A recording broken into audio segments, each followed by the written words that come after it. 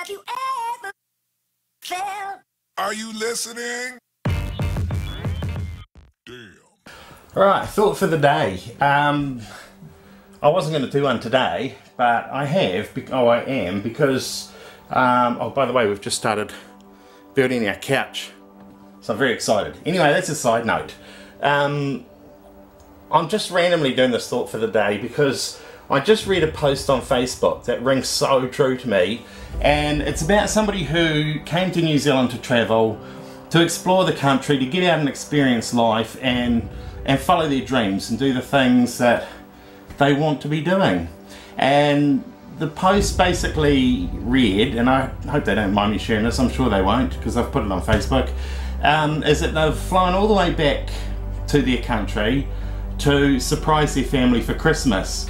See, the thing is though, this person flew all the way back to the UK, which is not a cheap flight, to surprise their family for Christmas, only to be greeted with, when are you going to settle down and live your life? When are you, like, properly? When are you going to grow up? When are you going to, you know, do what's expected to do in society? And I'm just saying, wow, you know, this person is out experiencing life, being true to themselves, following their dreams, to come home to people who they should be able to trust and would be the most likely people to support and encourage people in their, you know, encourage you in your dreams, only to be sort of pulled down and told that what you're doing is a waste of time. You know, and that really gets me because I know in our life, when we first started to travel, when we first chose this life, you know, it's almost like we were suddenly being penalised for the choices that we had been making. You know, it was fine moving into a bus to save money, but it wasn't okay to quit my job and actually go and travel. You know, it wasn't okay to not send our children to school. It wasn't okay to not actually have a 9-to-5 and be saving for a good house and what is perceived security, you know. But the thing is, we're more secure than we've ever been in our life. You know, we've never missed a meal. You know, we get one go at this life, one go, and that one go almost came to an end for me in August. And it's amazing how some people actually assumed that, or suggested that maybe it's time to get back to a house and settle down and, you know, and do things the way that I should be doing them. And I don't know how anybody could actually believe that that's what I would do after a near-death experience, and just understanding my mortality and understanding that, you know, I'm only here for one go at this life. Why on earth would I waste it? Why on earth would I not do the things that are in my heart to do? You know, why on earth would I settle for something that does not make me happy and go through my whole life miserable, you know, just to get to the end of it and think, I wish I'd done this or I wish I'd done that, you know?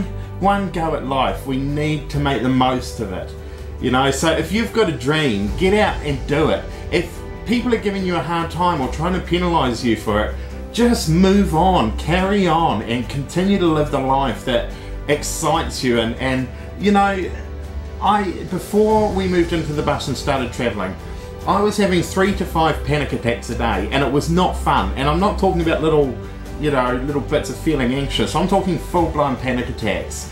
And when I moved into the bus and started to be true to myself and true to how I wanted to live and how my family wanted to live, they stopped. They completely stopped. And, you know, the only time that I've felt anxiety now is since my heart attack, because, you know, it's quite normal. You know, it's only been, you know, when I say it's been, what, 15, 16 weeks since my heart attack. And, you know, I'm just starting to settle back, but I'm actually almost scared that I'll just settle back into life too much. You know, there's things I want to do, and there's things I'm going to do. And to be honest, in my videos and stuff, I've really been holding back on what I really think. You know, to the ones out there that want to do the 9-to-5 or 8-to-5 their whole life in the same job, and you want to live in the same neighbourhood your whole life and just have your same handful of friends your whole life, good on you. I mean, just go for it. And But if you're one of those people that, you know, you're living that life, but you're penalising or you're knocking other people for living their dreams, stop it. Don't do it. It's you're living the life that you've chosen to live. You live that life, and stop harassing people that are wanting to live their dreams.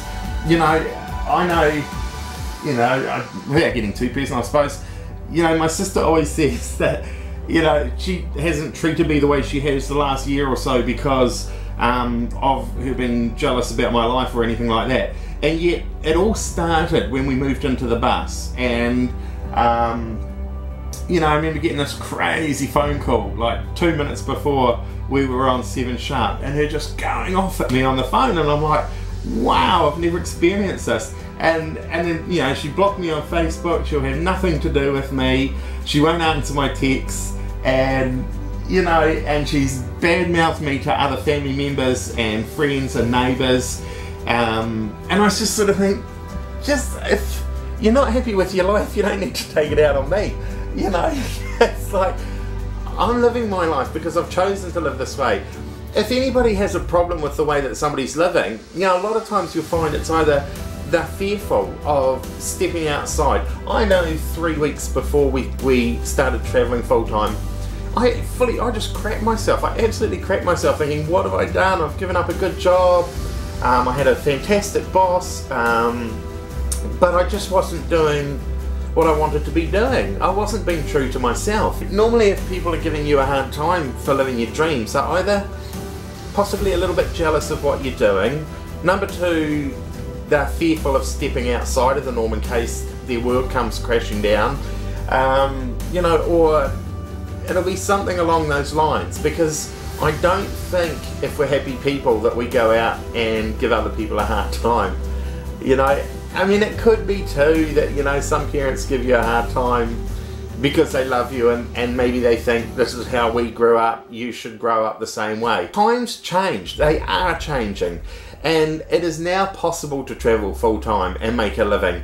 It is possible to not have to go into an office, and to be able to take your children and give them life experiences and explore.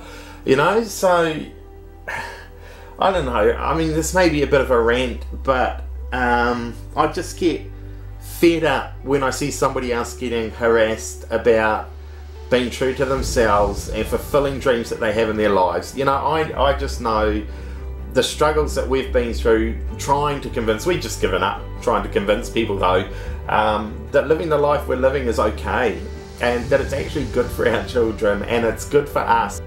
I tell you what, after having a heart attack and a stroke, there's no way we're stopping this life. There's no way we're slowing down from the dreams that we have. And, you know, I don't care what people think. I don't care what people say to us. You know, I remember my mother got to the point where she finally said, I guess it doesn't matter what I'm going to say. You're going to live the life you want. But so I should. And so everybody should. You know, if you're in a job or if you're living a life that you're miserable with, then change it. And one thing I've learned is it doesn't matter what age you are. You know, some people go, oh no, I'm far too old now. But you never, you know, I keep thinking of Colonel Sanders. I mean, he became a multi-millionaire at about 82 or 83, I think, is when KFC took off. You know, up till then he was a complete failure on everything he tried. So age has nothing to do with it. And you know, what you think is normal has nothing to do with it.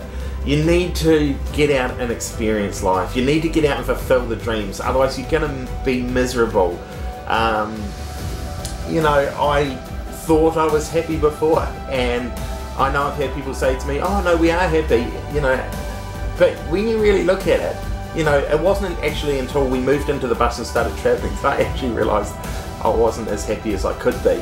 And I have found such happiness and such contentment in the life that we live now that I wouldn't give it up for $1 million, you know. $1 million? Nah, I wouldn't, you know. And that's just the way it is. So if you've got dreams and you want to travel, you want to start a business, whatever it is, just get out and do it. And you're going to have your naysayers. You're going to have those that are going to try and penalise you. You're going to have those that will harass you. You know, you're going to have people that will tell you to settle down, but my advice to you is don't. Don't you dare. That's my thought for the day. It's a bit of a rant, I know, and I'm sure this is going to upset somebody, and, you know, I'm sorry about that, but, you know, but if you're struggling and you've got dreams, yeah, flipping heck, get hold of me. I'll encourage you. You know, I'll tell you to just get out and start doing it. You know, yeah, just get out and live life.